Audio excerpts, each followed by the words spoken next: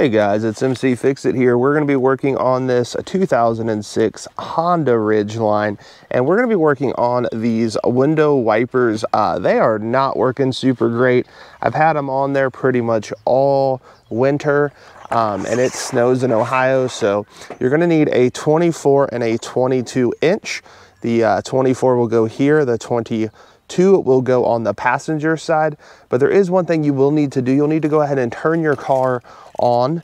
Then you're going to need to start the windshield wipers, then turn the ignition off. So I'll show you what that looks like. So go ahead and put your key in, start your car, and you're just going to put it to intermittent and turn off the ignition with it still on. It doesn't have to be intermittent, just something so the windshield wiper blades are up. So once you're over here, this one's that 24 inch, go ahead and pull this up, and you can see why the blade is not working very well. And you normally can just either sometimes push it like this, and then other times it wants to go down and out like this. So I just pulled it straight down. And then go ahead and open up your 24 inch. And you should not need to add any additional tips to this, and then you just slide it up and lock it into place.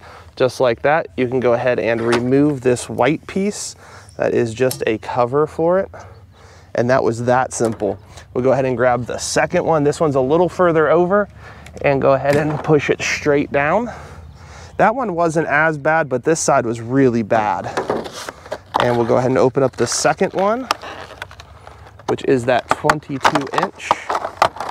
Same concept as the first one. You're gonna put it in and it will lock itself in. You need to put it this way so it goes and locks in, just like so.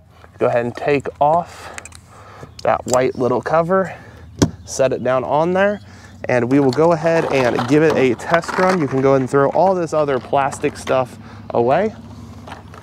So now that you're back in your vehicle, you can go ahead and at least put it on the on position and go ahead and put some spray on your windshield, and that right there works really well. It cleans it all off, does exactly what it needs to do.